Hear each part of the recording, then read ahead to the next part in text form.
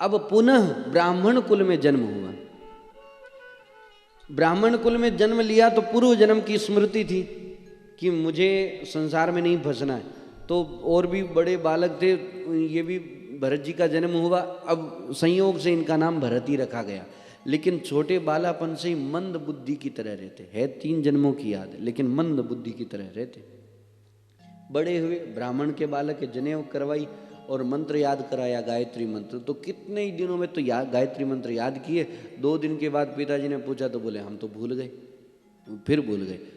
माता पिता बड़े हुए, फिर विचार किया कि अरे बालक का क्या होगा, होता क्या। माता पिता का शरीर पूरा हुआ, बालक बड़े हुए। कुछ दिन तक तो चलता रहा ऐसा ही दिनचर्या, लेकिन कुछ समय के पश्चात जब बालक घर में वैसे ही बैठे रहे तो बड़े भाई होते हैं, बड़े भाई की पत्नी होती है, वो मन में सोचते ये निठल्ले बैठे रहते हैं और केवल भोजन करते, ये कोई बात है, कुछ तो कमावे तब जाकर के होवे, कुछ बात बने, और कुछ काम भी नहीं करे और निश्चिंत व्यक्ति का शरीर भी एकदम ऐसे प्रफुल्लित रहता है। कुछ तो काम कराओ, क्या कराओ, इनको खेत में भेज दो। अब खेत संभालने के लिए भेज दिया उनको। अब खेत में भरत जी महाराज पहुंच जावे तो जीव जंतुओं को उड़ावे ही नहीं। राम जी की चिड़िया, राम जी को खेत, खाओ चिड़िया भर भर पेट, खूब खाओ, ना उड़ावे ना कुछ डरावे। अब ऐसा होते होते एक समय की बात है, उसी जंगल में एक चोरों की, बहुत बड़ा चोरों का ग्रुप रहता था, बहुत बड़ा चोरों का ऐसा संगठन था। अब उस संगठन का जो सरदार था उसके कोई बालक नहीं था। ये लोग भद्रकाली आदि के उपासक तो होते ही हैं, चोर आदि। उन्होंने प्रार्थना करी कि हे देवी जी मेरे बालक हुए तो मैं आपको नरबली चढ़ाऊं। अब उनके बालक हो गया। अब नरबली के लिए किसी आदमी को पकड़ा, अब कौन मरना चाहे, कौन बलि चढ़ना चाहे। अब जैसे उसको पकड़ तो लिया, लेके जा रहे, उसने जैसे तैसे मौका तो तका ही रहे थे, जैसे ही मौका मिला हाथ छुड़ा के भागा। अब रात का समय वो ऐसा जोर से भागा, जान बची तो लाखों पाए, भगे। अब उनको खोजते खोजते भरत जी महाराज मिल गए। भरत जी को पकड़ा, बोले चलो। भरत जी ने कहा चलो, यहाँ बैठे वहाँ बैठेंगे और क्या, कौन पीछे, चलो। अब चल दिए, लेकर के गए। अब भरत जी को दूध दही आदि से स्नान कराया गया।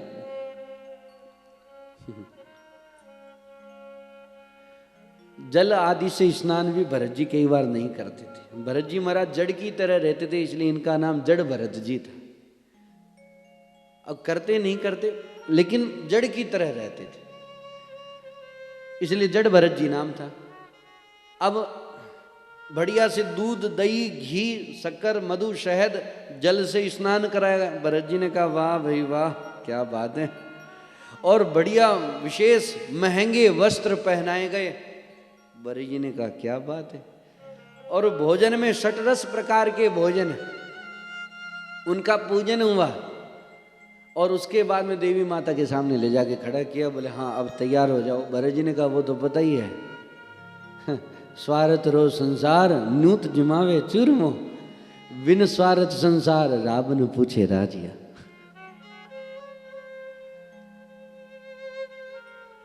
स्वार्थ होता है तो प्रतिदिन न्योता दे दे करके चूरमा जिमाते हैं, और नहीं स्वार्थ रहते तो रावड़ी रोई को नहीं पूछे।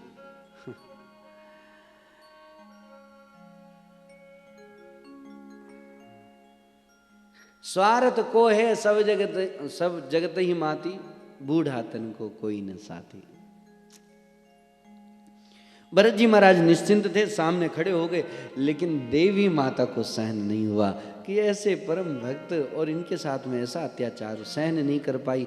मूर्ति अपने आप ही फट गई, और जिसके हाथ में वो जो तलवार थी, बलि का जो सांग था, तुरंत उठाया और चोर के सरदार, चोर जितने भी थे सबको सर धड़ से अलग कर दिया। और उन्हीं नरमुंडों से तांडव नृत्य करती हुई और भरत जी महाराज को प्रणाम किया और अंतर्धान हो गई। भरत जी महाराज उसके बाद अपनी जन्मभूमि की तरफ नहीं गए, जंगल में विचरण करते रहे।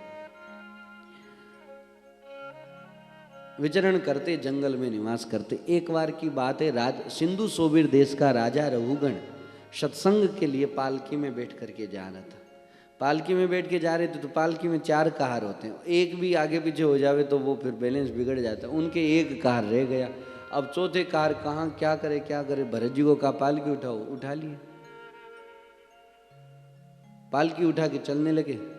अब साधु की चाल भी कैसे होती है, संत लोग लिखते हैं, कोई तो अकड़ के चाले ऊपर मुंडो बाय के, कोई तो अकड़ के चाले ऊपर मुंडो बाय के, साधु चाले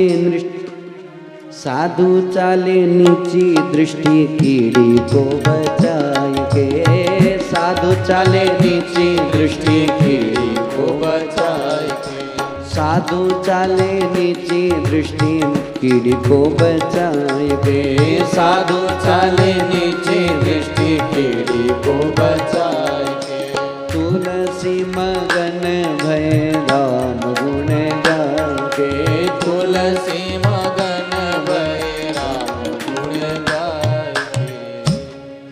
अकड़ के चल नहीं, संतों की दृष्टि सतत नीचे बनी रहेगा। अरे कोई जीव जंतु है, कोई कीड़ी है, कोई कुछ भी हो, नुकसान नहीं होना चाहिए। अब जब जैसी कीड़ी नगरा देखते भरत जी महाराज पालकी हाथ में लिए हुए ऐसे उछल जाते। अब उछले तो पालकी में बैठने वाले की क्या स्थिति हो, धम से माथा बजे ऐसे 1-2 बार बजा तो अब तो राजा ने कहा ये मैं नहीं कहूँगा तो सब लोग ऐसे ही करेंगे इसके साथ से। तो भरत जी को डांट लगाई, राजा रघुगण ने फटकार लगाई, और ऐसी फटकार लगाई तब भरत जी महाराज को दया आई। क्या दया आई कि मेरे को ये कुछ भी खरी खोटी सुनाएगा तो मुझे तो क्या बुरा लगना, सहन कर जाएंगे, लेकिन कहीं इसका अधोपतन नहीं हो जावे। तब भरत जी महाराज ने उनको कहा, अपने जीवन में पहली बार भरत जी बोले और उनको उपदेश दिया और फिर सत्संग की बात सुनाई और कहा कि ऐसा करना ठीक नहीं। भवाटवी का उपदेश दे करके उनका संशय मिटाया। उसके बाद भरत जी महाराज आगे भरत वंश का वर्णन है।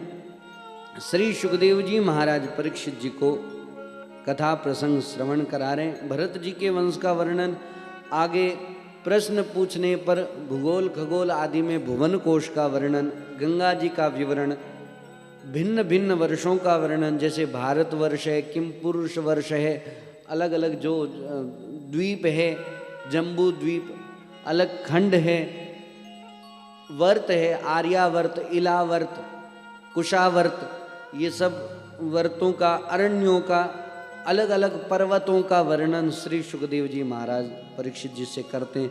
भिन्न भिन्न ग्रहों की स्थिति का वर्णन, शिशुमार चक्र का वर्णन और राहु आदि जो ग्रह है उनकी स्थिति का वर्णन करते।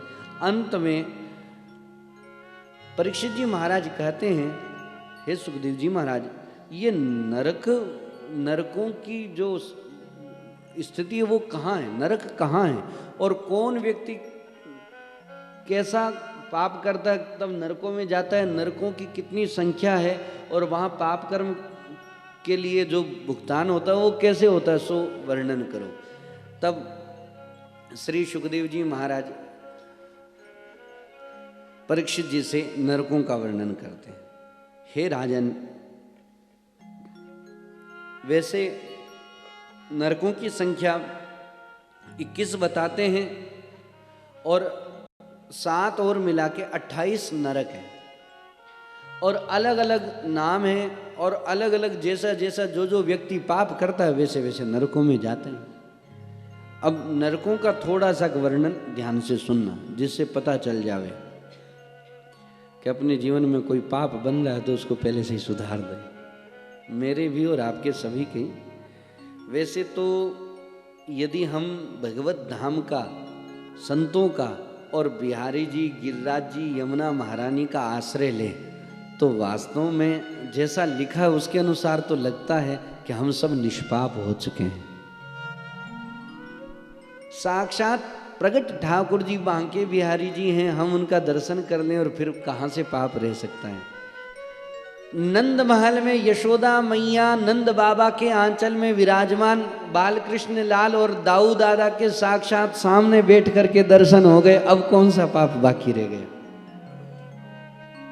संतों की पावन तपस्थली सन्निधि में बैठ करके लगता तो नहीं है, बस अब ये स्थिति सतत बनी रहे, और क्या चाहिए। वर्णन करते नरकों के 28 नाम है। अब सुनना ध्यान से, नहीं समझ में आवे तब भी सुनो, सुनने से भी पाप नाश हो जाते। नरकों का वर्णन कोई सुने तो उसके भी पाप नष्ट हो जाते हैं। नरक में प्रथम जो नरक का नाम है उसका नाम तामिश्र, उसके बाद अंध तामिश्र, रोरव, महारोरव, कुंभीपाक, कालशूत्र, असिपत्रवन, सूकरमुख, अंधकूप, कृमि भोजन, संदर्श, तप्त सूर्मी, व्रजकंटक सालमनी, वेतरणी, पुयोद, प्राणरोध, विशसन, लालाभक्षण, लालाभक्ष, सार में यादन, अविची और अयपान। इसके अलावा 7 नरक और हैं, सो है क्षार कर्दम, रक्षोगण भोजन, सूल प्रोत, दंड शूक, अवट निरोधन, पर्यावर्तन और शुचिमुख। ये 7 मिलाकर के 28 नरक है। अब सुनो, जो पुरुष दूसरों के धन, संतान, स्त्रियों का हरण करता है उसको यमदूत तामिश्र नरक में गिरा देते हैं। अंधकार में वह नरक जहाँ उसको अन्न जल न देना, डंडे लगाना, भय दिखाना और पिटाई करना। नरकों में सूक्ष्म शरीर से दंड दिया जाता है, स्थूल शरीर तो यहाँ रह जाता है, सूक्ष्म शरीर से दंड देते। और एक बात और है, नरकों में वरदान है कि मनुष्य मरता नहीं है, उसके पूरे शरीर को चक्कू से हमने पूरा अलग अलग कर दे में तो वो वापस जुड़ जाता है, उतना ही दर्द होगा लेकिन मरता नहीं है।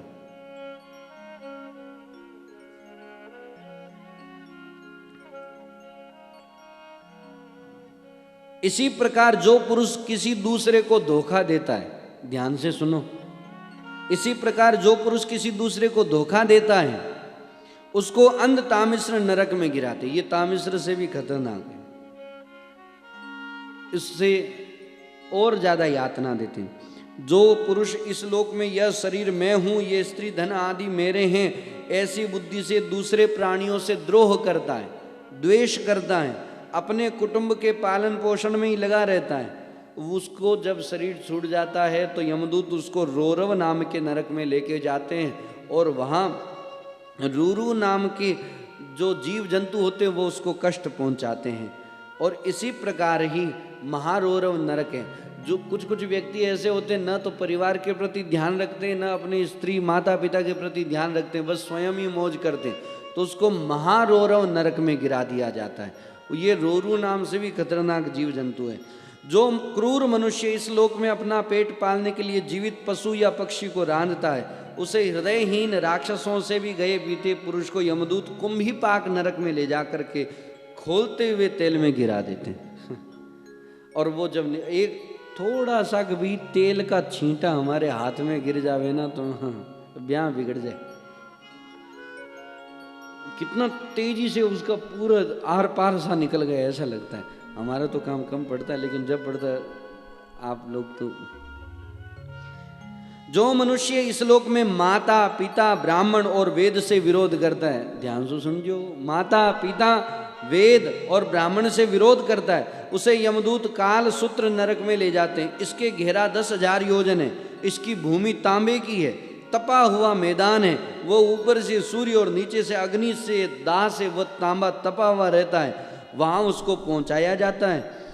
उसको भूख प्यास से वह व्याकुल होता है, उसका शरीर बाहर भीतर से जलने लग जाता है, उसकी बेचैनी यहाँ तक बढ़ जाती है, कभी वह बैठता है, कभी लेटता है, कभी छटपटाने लग जाता है।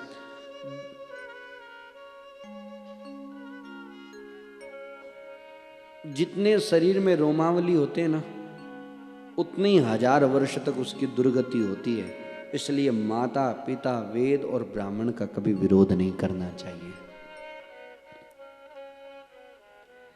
जो पुरुष किसी प्रकार की आपत्ति न आने पर भी अपने वैदिक मार्ग को छोड़ता है और दूसरे पाखंडपूर्ण धर्मों का आश्रय लेता है, उसे यमदूत असीपत्रवन नाम के नरक में ले जाते हैं। उसकी पिटाई करते हैं और वहाँ के जो असी नाम का जो वृक्ष है असीपत्र, उसके पत्ते तलवार के समान एकदम तीखे हैं। वो जब भागता है तो उसके पत्तों से शरीर छिन्न भिन्न हो जाता है और बड़ी वेदना होती है। इस लोक में जो पुरुष राजा या राजकर्मचारी होकर किसी निरपराध मनुष्य को दंड देता है अथवा ब्राह्मण को शरीर दंड देता है, वह महापापी मरकर सूकर मुख नरक में गिरता है। वहाँ महाबली यमदूत उसे उसके अंगों को कुचल देते, कोलू में कोलों में उसके अंग को दे देते हैं। जो पुरुष इस लोक में खटमल आदि छोटे छोटे जीवों की हिंसा करता है, उनसे द्रोह करता है, उसको भी अंधकूप नरक में ले जाकर के यमदूत गिराते हैं और कष्ट पहुंचाते हैं। इस प्रकार अनेकानेक नरक हैं। राजन, सुखदेव जी कह रहे, राजन, इस लोक में जो व्यक्ति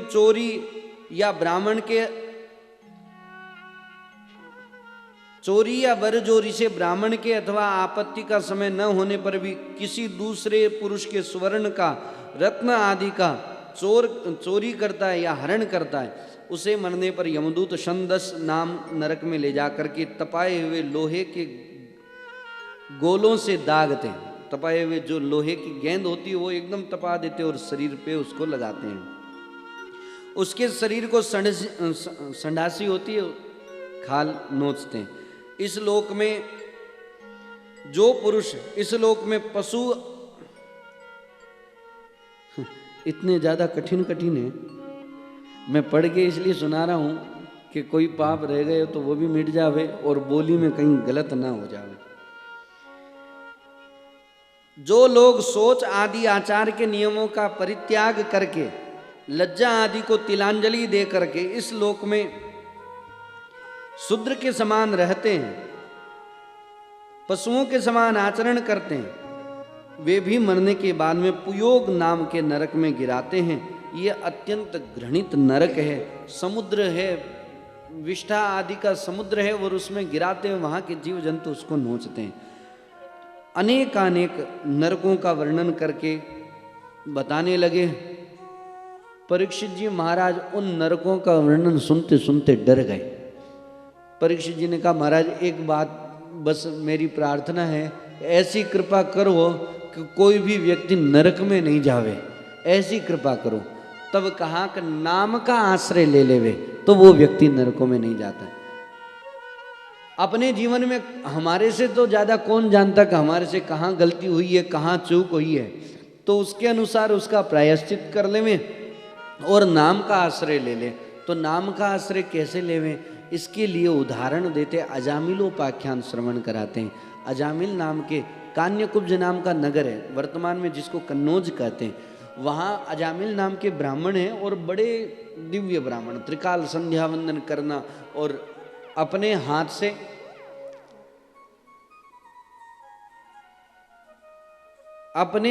से लकड़ी इकट्ठा करके भोजन बनाना, स्वयं पाकी। लेकिन क्या हुआ, एक दिन जब लकड़ी लेकर के, आप लोगों का कथा में मन नहीं लग रहा है क्या? ऐसा मुझे थोड़ा थोड़ा लग रहा है। एक बात कहें क्या, सीरो बनाओ आनी, सीरो हलवा, तो उसको जब सेकते हैं तो सुगंध तो ऐसे आती है कि बिल्कुल एकदम तैयार है, लेकिन वो तैयार नहीं है। क्योंकि बचपन में हमारे साथ घटित घटना है, बालक लोग आते हैं, माँ कहीं बनाओ मनी दो। तो अब माँ कहती है, अरे ये अभी कच्चा है और मीठा नहीं है, फीका है, अभी कच्चा है। कहते हैं या नहीं कहते, लेकिन सुगंध इतनी बढ़िया आती है जैसे कोई एकदम तैयार हो। क्या बात है, घी से लथपथ होते हुए हलवा जब थाली में आता है,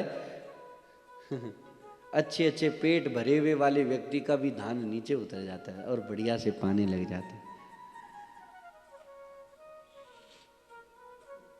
लेकिन वो सिक रहा है, अभी सुगंध बहुत अच्छे से आ रही है, लेकिन पका हुआ नहीं है। तो थे थोड़ी देर यहाँ धैर्य राखो, जनी तो पूरा आनंद आई। जो लोग जैसे कोई उत्सव से आ रहे हैं, जा रहे हैं, तो उनको करने दो, आप हमारी तरफ भी ध्यान रखो। थोड़ी देर बाद में फिर अपने उत्सव का आनंद लेंगे। अजामिल नाम के जो ब्राह्मण पुत्र हैं, ये त्रिकाल संध्या वंदन करते हैं, स्वयं भोजन बना करके पाते, ऐसा है उनका दिनचर्या। एक दिन क्या हुआ, जंगल से जब लकड़ी लेके आ रहे थे तो रास्ते में एक पुरुष और स्त्री को कुसंग करते हुए देखा और वो स्त्री वेश्या थी। अब अजामिल उसको देख करके उनका मन वहीं रह गया। इसलिए कहते हैं ना, कुसंग में कब बिगड़ जाता व्यक्ति पता नहीं चलता। अब अपनी स्त्री को छोड़ करके उस स्त्री के प्रति मोह हो गया, अब उनको ला करके अपने घर में रख लिया। वेश्या से संग होते ही ब्राह्मणत्व नष्ट हो गया। अब अपनी स्त्री को छोड़ करके वेश्या को रखने लगा। प्रभुदत्त ब्रह्मचारी जी की महाराज की कथा में आया है कि उनके कई बालक हो गए। एक बार की बात है, संत महात्मा पधारे, पूछा कि यहाँ कोई ब्राह्मण का घर है। लोगों ने ठिठोली से कह दिया कि अजामिल का घर है। चले गए, अजामिल के बहुत सारे बालक है। अब संत भी कैसे, कोई लठधारी, कोई मठधारी, कोई पांचों इंद्रियां धसमारी, कहे कबीर सुनो भाई साधो, खोपड़ी खोपड़ी बुद्धि न्यारी। कोई बहुत सुंदर बड़ा तिलक लगाए हुए हैं, तो कोई बहुत सुंदर जटा मंडल धारण किए हैं। संतों के तो दो ही होते हैं के तो जटा जट और के सफा चट मारजियां तो दो ही होते हैं, एकदम जटा मंडल भी धारण किए हुए हो और या फिर तो एकदम। तो ऐसे संत सब पधारे, पूजा अजामिल का घर, बोले जी हाँ। अजामिल ने जैसे ही संतों को देखा, देखती डर गया, कहीं मेरी स्थिति का पता चल गया, श्राप न दे दे। संत दरस जिमि पातक डरहि, संतों के दर्शन करने मात्र से पाप मिट जाते। प्रणाम किया, आया, सीधा सामग्री ला करके दिया। संतों ने बढ़िया हरिनाम संकीर्तन करते हुए प्रसाद बनाया। देखो हम भोजन बनाते हैं, सुंदर भगवान नाम का स्मरण करते हुए बनाते हैं, कितना लाभ होता है। ठाकुर जी स्वयं उस प्रसाद को पाते हैं।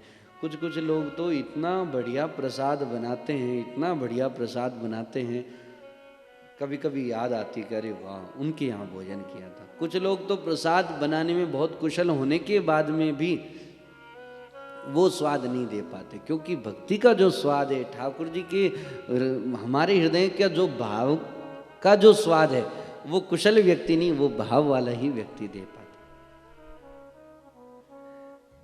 ज्यादा कहने में तो मुझे संकोच ही हो रहा है, लेकिन कुछ प्रसाद याद रह जाते।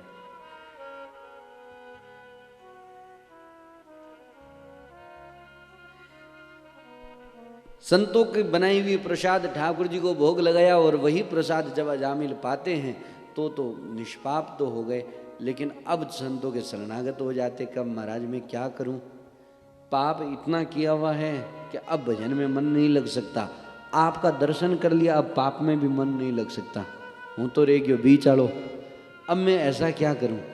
तब उनके बालक होने वाला जिनका नाम नारायण नाम रखना। ठाकुर जी को अपने नाम की लाज है तो जरूर कार्य होगा, ये संकेत करते ही अजामिल प्रसन्न हो जाते हैं। संत महात्मा पधारते हैं, बालक हुआ, बालक का नाम नारायण रखा। अब दिन भर उसी की सेवा में व्यस्त रहे। बेटा नारायण भोजन कर लो, बेटा नारायण खेलो, बेटा नारायण कैसे, बेटा नारायण ऐसे, बस गोदी में खिलाते। समय जैसे ही नारायण बालक थोड़े बड़े हुए, बस पाप के कारण अजामिल की आयु पूर्व में ही यमदूत आ गए लेने के लिए। कांप गया यमदूतों का स्वरूप देख करके, डर गया, चिल्ला करके बोला बेटा नारायण ये कौन आ गए, देखो ये कौन आ गए बेटा नारायण। आर्त स्वर से नारायण शब्द निकला है तो नारायण भगवान के 4 पार्षद तुरंत आके खड़े हो गए, और यमदूत जो बांध करके लेके जा रहे थे तुरंत यमपास से खोल करके यमदूतों को धक्का दे करके किनारे किया। अरे किसको ले जा रहे हो, महाराज ये पापी है। किसने कहा, अरे ये इसने कितना पाप किया आपको पता ही नहीं। बोले आपको पता है कि हमें पता है, हाथ नहीं लगाना, ये पापी नहीं है, निष्पाप हो गया। अरे महाराज कितना पाप किया है, अरे अब ये निष्पाप हो चुका है। कैसे, अरे भगवान का नाम ले लिया, अरे ये बेटे का नाम है, बेटा तो अब जन्मा है, नाम तो अनादि है। भागवत धर्म का उपदेश भगवान के पार्षदों ने यमदूतों को किया, और वही उपदेश जब श्रवण करते हैं अजामिल, तब उनकी बुद्धि खुली कि मैं कैसा पाप कर रहा था और कैसे पाप में लगा हुआ था। लेकिन आज पता चला कि भागवत धर्म की कितनी महिमा है। यमदूत यमराज के पास में जाते हैं। यमराज ने कहा जहां गंगा जल का स्पर्श, तुलसी कंठी का स्पर्श, संतों की सन्निधि, भगवान के नाम का स्पर्श हो जावे, वहां मत जाना, वहां बिल्कुल भी मत जाना, वहां अपनी बात नहीं चलेगी।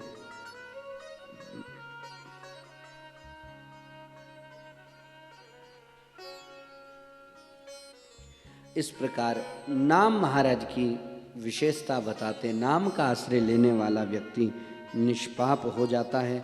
अजामिलोपाख्यान है, प्रसंग बहुत हैं, लेकिन मैं संक्षिप्तता से ही कहूंगा आगे। प्रचेताओं के यहाँ दक्ष प्रजापति का जन्म हुआ। दक्ष का प्रादुर्भाव, भगवान की स्तुति करते हैं। दक्ष की संतानें हैं, दक्ष के पुत्र हुए, उनको नारद जी महाराज उपदेश देते विरक्त करते हैं।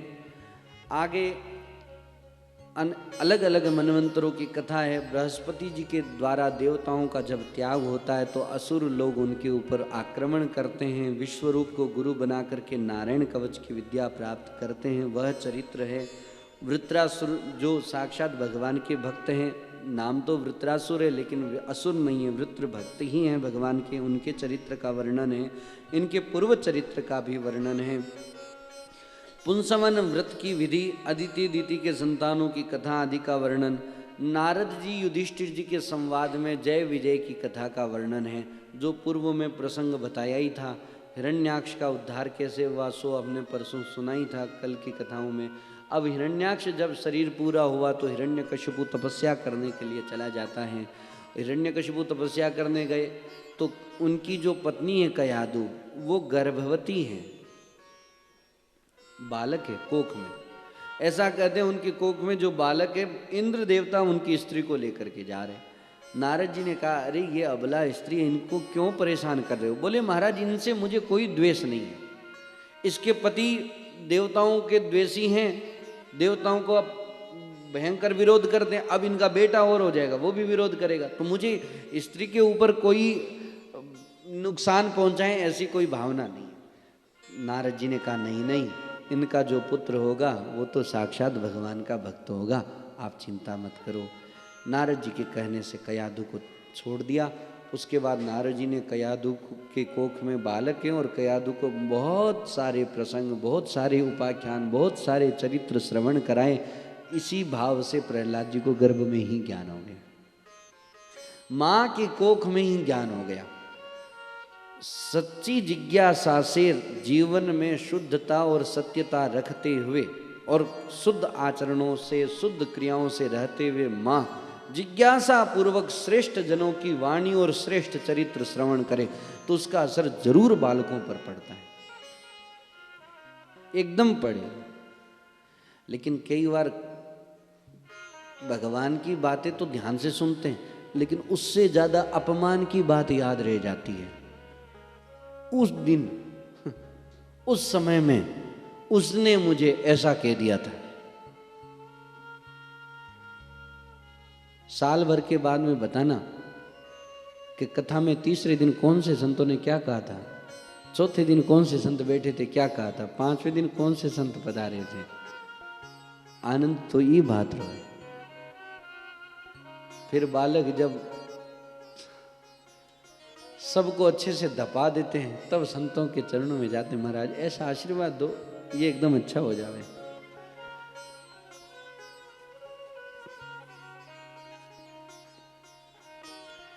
ऐसे बालक आपके यहाँ तो नहीं है, जहां होते हैं वहीं की बातें।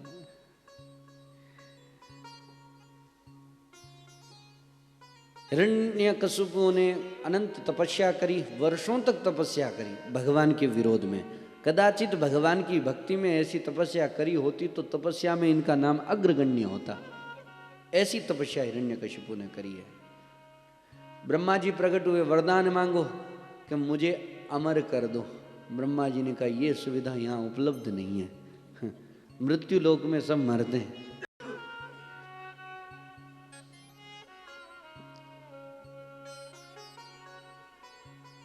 सब मरते, जन्म लिए वो मरेंगे, ये नहीं हो सकता। तो जो मैं वरदान मांगू सो दे दो। बोले मांगो।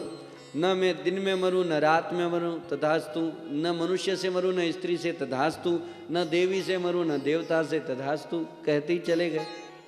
न पशु से मरूं न पक्षी से मरूं, न किसी अस्त्र से मरूं न शस्त्र से मरूं, न घर के अंदर मरूं न बाहर मरूं, पृथ्वी में न मरूं आकाश में न मरूं, आपकी बनाई हुई सृष्टि में किसी से भी नहीं मरूं, 12 मास में किसी मास में ना मरूं। है कुछ लोग शायद चतुर्वेदी जी बनते तो ऐसा लगता है हमने जो कार्य किया वो दूसरा कोई नहीं कर सकता। अब ऐसा ही हुआ, लेकिन मैं क्या कहूँ, भक्तों का चरित्र है भगवान का। कभी कभी ऐसा लगता है जय विजय जी के ही अवतार है हिरण्यकश्यपु, इतना वरदान मांगा, क्यों मांगा होगा, उनकी भी गलती नहीं। भगवान का नया अवतार होवे तो नया अवतार के लिए तो कुछ तो नया करना पड़ेगा, तो ही नया अवतार होगा। ये भी अच्छे हैं अपनी जगह पर। देखो विरोधी नहीं होगा, दो दल नहीं होगा तो खेल कैसे होगा। ब्रह्मा जी ने तथास्तु किया। अब तो अपने आप में ये बहुत बड़े बन गए कि अब तो मैं मर ही नहीं सकता, कौन मार सकता। खूब चारों तरफ से देवताओं ने सुना, समाचार मिला कि इसको वरदान मिल गया, सब भगे, अपना अपना रास्ता ढूंढो, खाली करो। सारे लोग, सब लोग खाली हो गए देवताओं से, सब जगह साम्राज्य हिरण्यकशिपु का।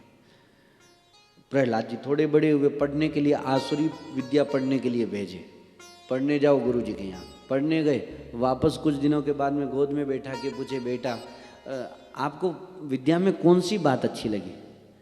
बोले मुझे तो विष्णु भगवान की नवधा भक्ति बहुत प्रिय लगती है। श्रवणम कीर्तनम विष्णु स्मरणम पाद सेवनम अर्चनम वंदनम दास्यम सख्यम आत्मनिवेदनम। विष्णु भगवान की जो नवधा भक्ति है वो हमें बहुत प्रिय लगती है।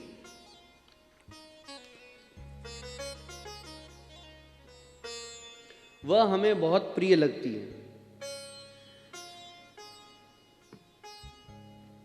श्रवणम, सबसे पहली भक्ति कितनी सुंदर है, श्रवणम, भगवान की सुनो, बातें सुनो, केवल भगवान का भजन सुनो, कीर्तन सुनो, श्रवणम। उसके बाद अच्छा लगे तो कीर्तन करो उनके नामों का, कोई भी कीर्तन हो। जय राधा कृष्ण मुरारी, जय राधा कृष्ण मुरारी, गिरिवरधर कुंज विहारी, गिरिवरधर कुंज विहारी, जय राधा कृष्ण मुरारी, जय राधा कृष्ण मुरारी, गिरिवरधर कुंज विहारी, गिरिवरधर कुंज विहारी, जय राधा कृष्ण मुरारी, जय राधा कृष्ण मुरारी, गिरिवरधर कुंज विहारी, गिरिवरधर कुंज विहारी, जय राधा कृष्ण मुरारी, जय राधा कृष्ण मुरारी, गिरिवरधर कुंज विहारी, गिरिवरधर कुंज विहारी, जय राधा कृष्ण मुरारी, जय राधा कृष्ण मुरारी, गिरिवरधर कुंज विहारी, गिरिवरधर कुंज विहारी, जय राधा कृष्ण मुरारी, जय राधा कृष्ण मुरारी, जय राधा कृष्ण मुरारी, जय राधा कृष्ण मुरारी, जय राधा कृष्ण मुरारी, गिरिवरधर कुंज विहारी, गिरिवरधर कुंज विहारी, जय राधा कृष्ण मुरारी, जय राधा कृष्ण मुरारी, गिरिवरधर कुंज विहारी, गिरिवरधर कुंज विहारी, जय राधा कृष्ण मुरारी, जय राधा कृष्ण मुरारी, गिरिवरधर कुंज विहारी, गिरिवरधर कुंज विहारी। स्वामी जी महाराज का कीर्तन कराते थे महाराज जी। ये कीर्तन श्रवणम कीर्तनम, कीर्तन स्मरणम, पाद सेवनम, अर्चनम, वंदनम, दास्यम, सख्यम, आत्मनिवेदनम। तो जो भी भक्ति करे, ऐसे अनेक नवधा प्रकार की भक्ति है, एक भी भक्ति आ जावे तो अपने आप उसके पीछे बहुत सारी बातें आ जाएगी। अब यह बात जैसे ही सुनी, हिरण्यकशिपु क्रोधित होकर के अपने बालक को गोद से गिरा दिया। अरे ये कहाँ से विष्णु भगवान की बातें सीख करके आ गए। गुरुजनों को फटकार लगाई, ये कौन सी विद्या सिखा रहे हो? अरे मुझे अपनी आसुरी विद्या सिखानी है। ये पाश्चात्य पद्धति की भी विद्या कुछ ऐसी है। हमारे भारतीय परंपरा को बदले वो कौन सी विद्या और वो किस काम की? परम पूज्य मामा जी महाराज कहा करते थे, कबूतर वाला क, खरगोश वाला ख और गधा वाला ग, गुरु जी क ख ग। अब ग से गोपाल भी हो सकता है और भी कुछ हो सकता है, गधा। लेकिन ऐसी विद्या हो जो हमारे भारतीय परंपरा में प्रथम अक्षर अकार है। और गीता जी में कहते हैं अक्षराणाम अकारोस्मि, अक्षरों में अकार मैं हूं। कोई भी क ख प फ द ध त थ कुछ भी बोलो, बिना आकार के बोल सकते हैं क्या? आधा अक्षर कोई नहीं बोल सकता। मिलावट में बोल सकते हैं, लक्ष्मीनाथ जी मिलावट में बोल सकते हैं। तो आगे पीछे बड़े अक्षर पूर्ण अक्षर हुए तो आधा अक्षर चल सकता है, लेकिन केवल आधा अक्षर बोल के बताओ। और भारतीय परंपरा का पहला अक्षर ए, बोलते ही ऐसा लगता है अभिमानी वाला, ऐंठ वाला ए। और लास्ट में अक्षर क्या है? जेड, उसका अर्थ है जेब्रा, मतलब गधे का स्वरूप। आजीवन काम करते ही रहो, लगे ही रहो।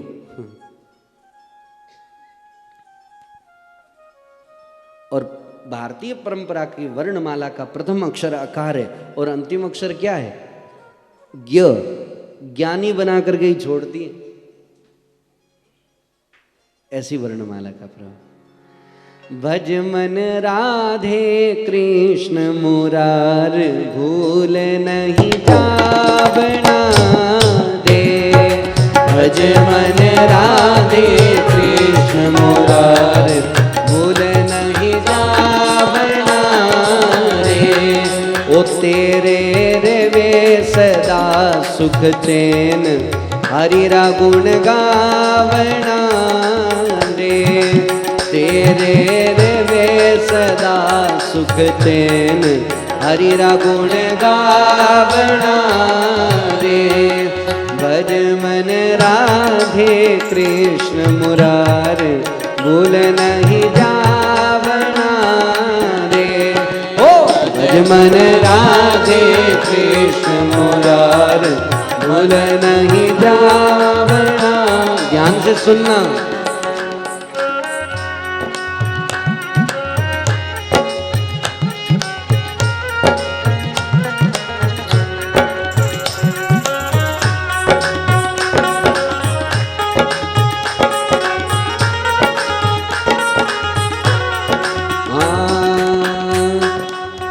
कका कृष्ण यशोदानंदा, कका कृष्ण यशोदानंदा।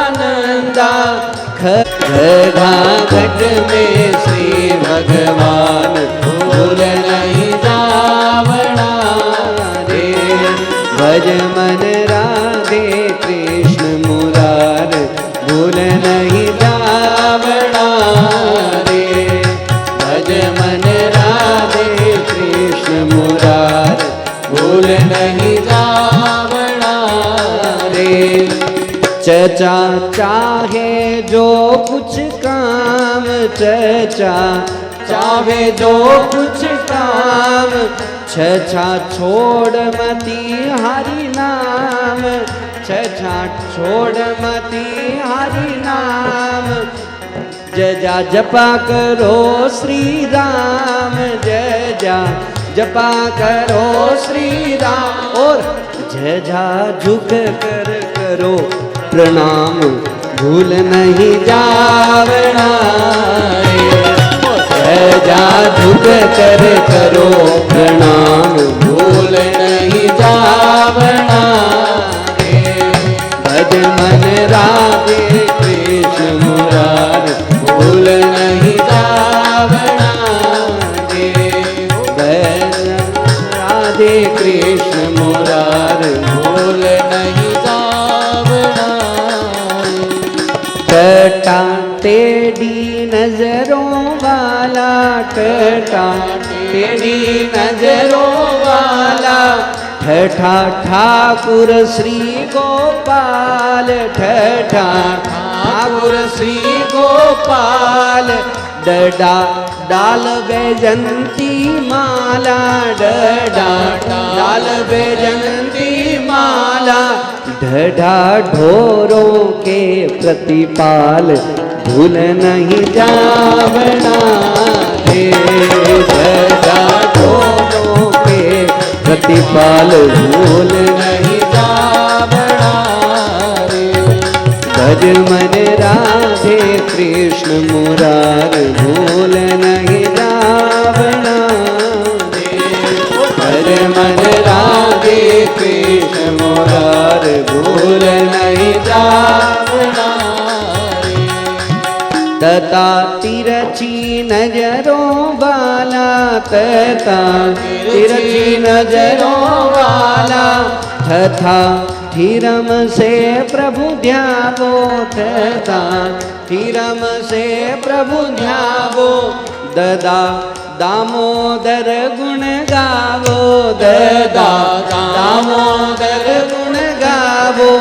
धधा ध्रुव से ध्यान लगावो, धधा ध्रुव से ध्यान लगा। फिर नना निश्चय हो कल्याण, भूल नहीं जावना रे।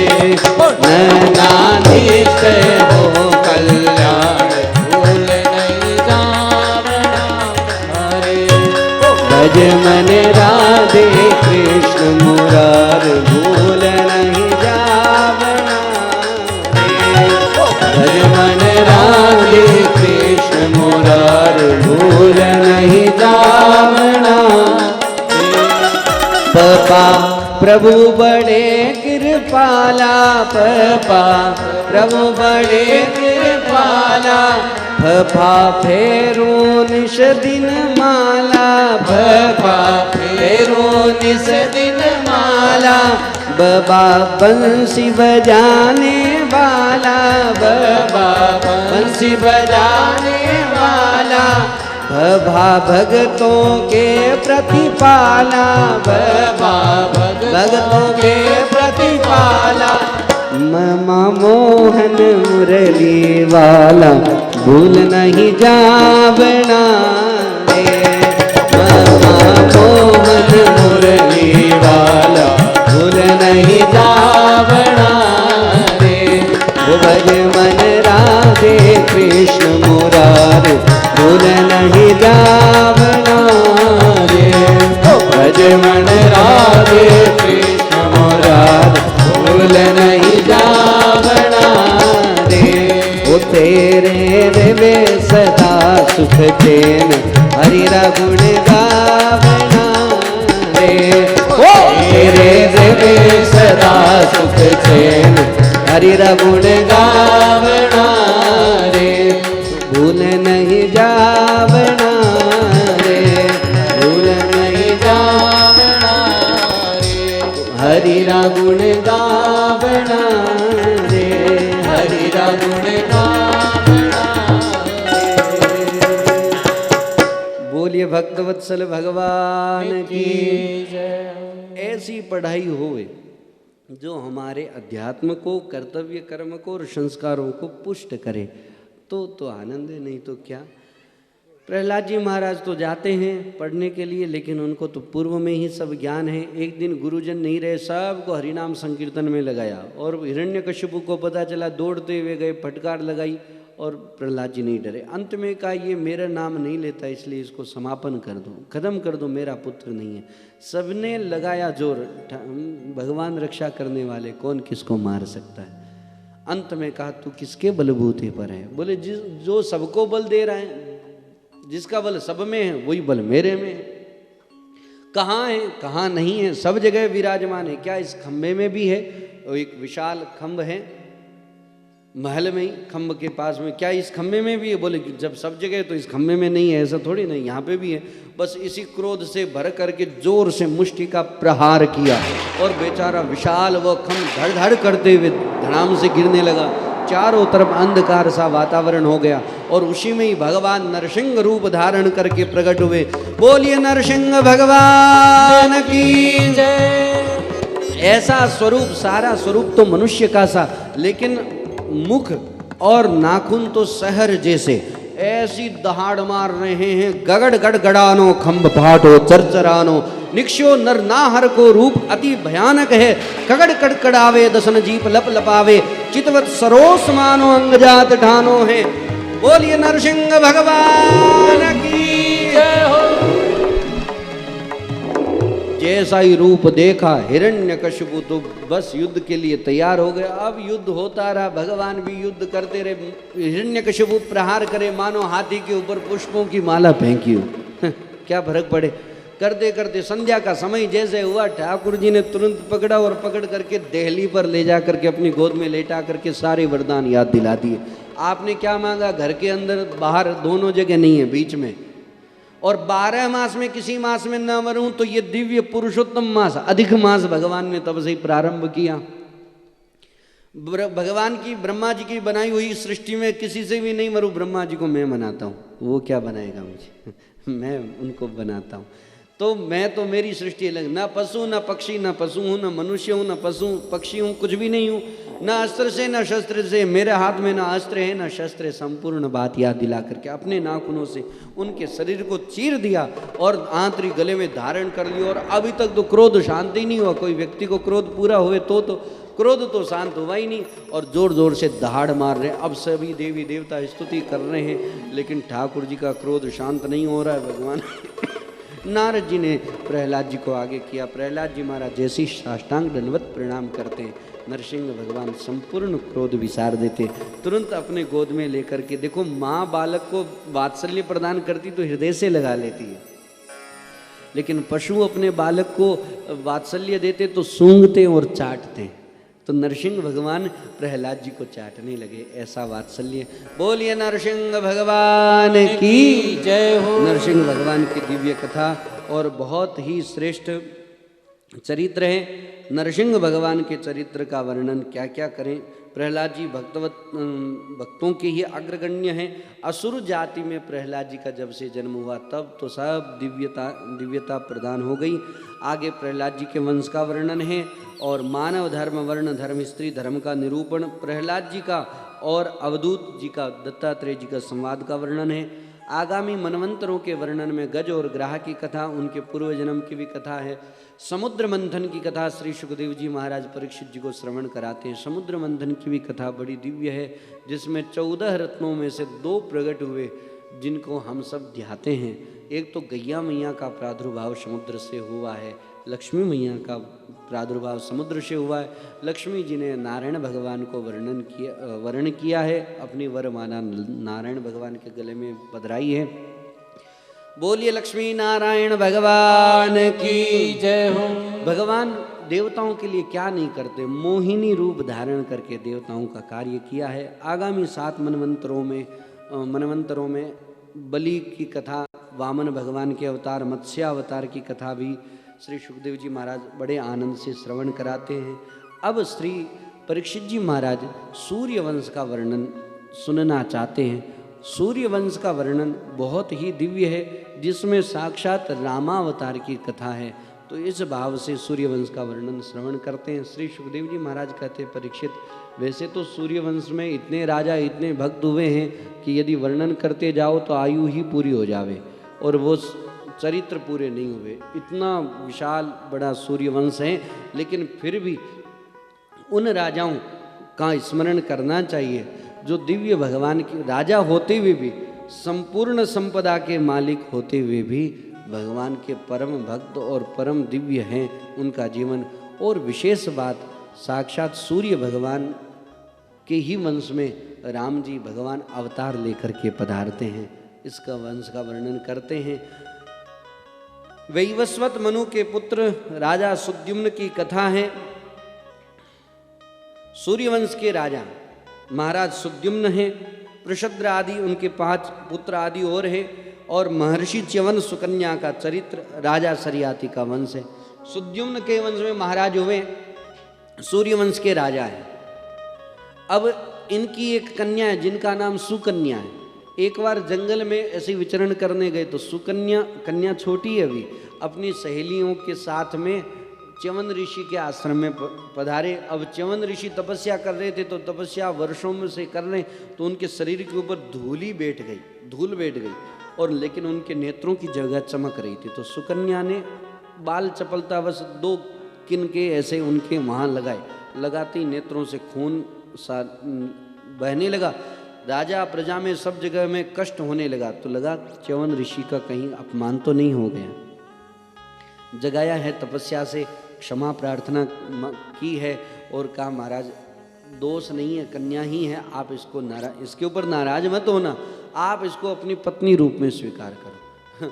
अब कहाँ तो चौथी अवस्था का शरीर च्यवन ऋषि का, अब सुकन्या तो अभी एकदम कन्या है, लेकिन पिता ने कह दिया ये आपके पति हैं तो स्वीकार कर लिया।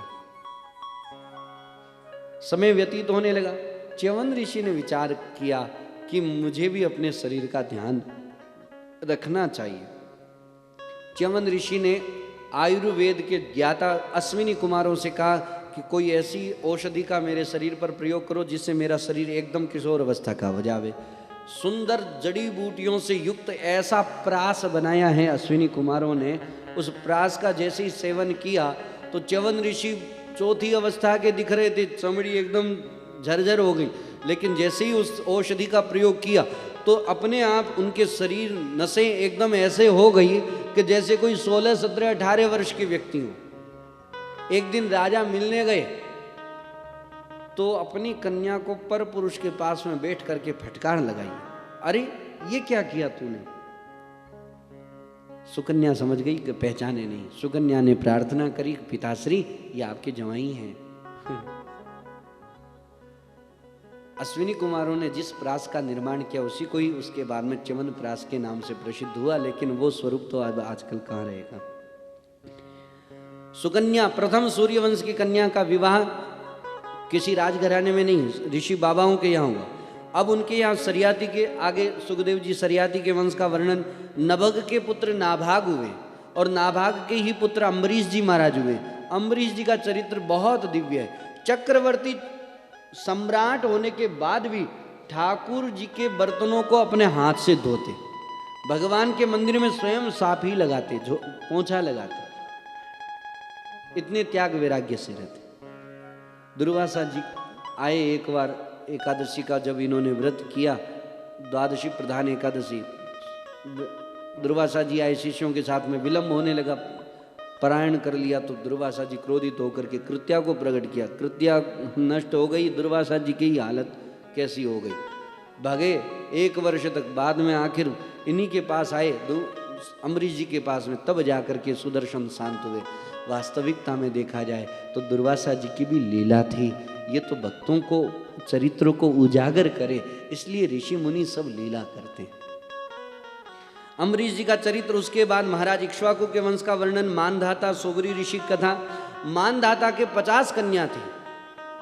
युवनाश्व करके राजा हुए, ध्यान से सुनना, युवनाश्व महाराज हुए, इनके कोई संतान नहीं हो रही थी। ऋषि मुनियों के पास में गए कि मेरे पुत्र नहीं हो रहा है, तो ऋषि मुनियों ने जल अभिमंत्रित करके रखा और कहा सवेरे महारानी जी को दे देंगे।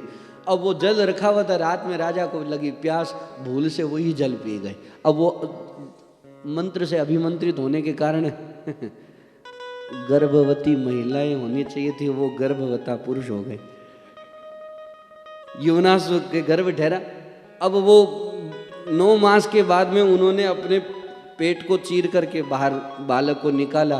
अब माँ होवे तो आंचल में दूध ठाकुर जी देते हैं, लेकिन अब ये तो पुरुष है, तो इंद्र ने ही अपनी अंगुली से माम धाता दूध पिलाया। तो बालक को भूख लगती है तो अंगुली से देखते ना, वो मानधाता हुए।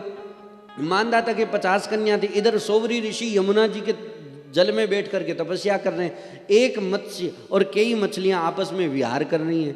सोवरी ऋषि ने कहा, अकेले बाबा जी बने हुए बहुत दिन हो गए, परिवार होता कितना अच्छा होता, पत्नी होती है, बढ़िया धुले धुलाए वस्त्र, गरम गरम दोनों टाइम भोजन, एकदम साफ सुथरा मकान घर रहता है, बहुत दिन हो गए त्याग वैराग्य में, अब विवाह कर लेते हैं। अब ऐसी अवस्था में विवाह कौन करे? तो राजा के पास गए, मानदाता के पास में, क्या आपके यहाँ 50 कन्या हैं तो एक कन्या हमारे को पत्नी रूप में प्रदान करो। मना करे तो श्राप दे दे, हाँ भर दे तो बाबा को कौन कन्या देवे, इनके कौन है, आगे पीछे क्या कमाई है, सब देखभाल करके दी जाती। तो राजा ने ना तो हाँ किया ना मना किया। क्या कहा? बोले आप महल में जावें और जो कन्या आपको पसंद कर ले वो कन्या आपकी। अब कौन कन्या पसंद करे? तो सोवरी ऋषि समझ गए, राजा ने चतुराई से ना तो हाँ भरी ना मना किया। सोवरी ऋषि ने क्या किया, तपस्या का तो बल था ही, कामदेव के समान शरीर कर दिया, एकदम दिव्य शरीर जैसे किया। महल में गए, 50 की 50 कन्या कहने लगी, हम तो हमारा विवाह तो इन्हीं के साथ हो गए। अब तपस्या का बल था, 50 कन्याओं के साथ में एक साथ में सोवरी ऋषि का विवाह होगा। ठीक, अब देखिए महल जंगल में पधारे, अब कहाँ इनका घर कोई था नहीं, जंगल में आए, तपस्या के बल से 50 महल एक साथ में खड़े हो गए, दास दासियों से युक्त, सभी सुविधा से युक्त, एकदम बनाना ही नहीं पड़ा, ना किसी को कहना पड़ा। अब 50 महल में परिवार, जब इनके बेटे हो गए, बेटे के फिर बेटे हो गए, ये दादा परदादा लड़दादा बने, तब जाके मन में आया कि कहाँ अकेला था, भजन कर रहा था, ठीक था, ये कितना बड़ा परिवार हो गया। फिर चले गए भजन करने के लिए। ये सोवरी ऋषि कथा। अब सूर्यवंश के ये दूसरी कन्या हैं, इनका भी विवाह किसी राजघराने में नहीं, बाबा जी के साथ हुआ। अब महाराज सगर का चरित्र है, इनका भी बहुत दिव्य चरित्र है।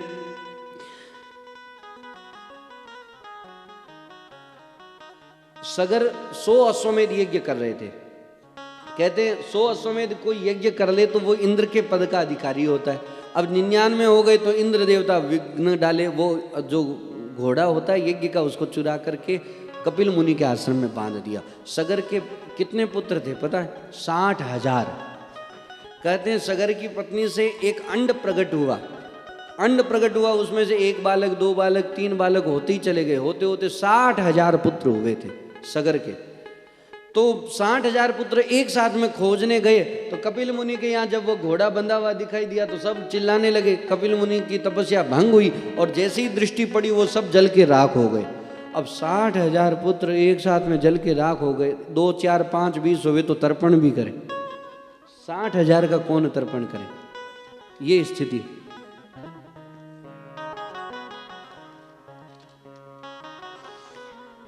अब महाराज सगर ने विचार किया कि अब इनका कल्याण कैसे होवे, तो गंगा जी का प्रादुर्भाव होवे तो बात बने। तो कपिल मुनि के संकेत से गंगा जी की तपस्या में लगे। अब कितने अंशुमान, दिलीप, भगीरथ 3 पीढ़ियाँ 4 पीढ़ियों तक तपस्या करते रहे। तब भगीरथ जी महाराज के ऊपर गंगा मैया प्रसन्न हुई। वेग कौन सहन करे तो शंकर भगवान से प्रार्थना करी और कलकल निनाद करती हुई गंगा मैया प्रकट हुई। जैसे ही सगर के जहाँ पुत्र थे वहाँ पहुँची है, सबका उद्धार हुआ। अपने पितरों का उद्धार देख करके बहुत प्रसन्न हुए। बोलिए गंगा मैया की जय हो। एक बात और कहूँ, गंगा मैया कहती है कि सभी लोग पाप मेरे में धोएंगे तो मेरे पाप कौन धोएगा? भगीरथ जी ने कहा कि सारे जीव जो लोग पापी है वो लोग आप में स्नान करके पाप धोएंगे, लेकिन जो तत्वज्ञ महापुरुष है, भगवान की भक्ति को सतत धारण करते हैं, अपने हृदय में भगवान ही उनके निवास करते हैं, वो लोग आप में स्नान करके आपका पाप धो देंगे। और कुछ लोग कहते हैं ना, मैं तो गंगा जी जा रहा गया, हमें तो सारा पाप मिट गया, अब आगे देखी जाए। पाप कहाँ धोते हैं? गंगा जी में। गंगा मैया से पूछे कि सारे पाप आप रखते हो? बोले ना, हाँ आगे दे देते हैं। किनको? समुद्र में मिलते तो समुद्र को दे देते हैं। समुद्र से पूछा कि सभी व्यक्तियों के पाप आप रखते हो? बोले मैं क्या वहाँ से रखा, बेगोला के मैं क्या वहाँ से रखा, हम भी आगे दे देते हैं। किनको? बादलों को। बादलों से पूछा कि आप में काली माँ क्या सभी के पापों की हैं? बोले ना, ये तो ऐसे ही रंग है, जल का रंग ऐसा ही है। तो क्या आप सबके पाप आप रखते हो? बोले ना। तो फिर क्या करते हो? बोले जिसने जिसने जो जो पाप किया उनके ऊपर वापस वैसे ही बरसा दे।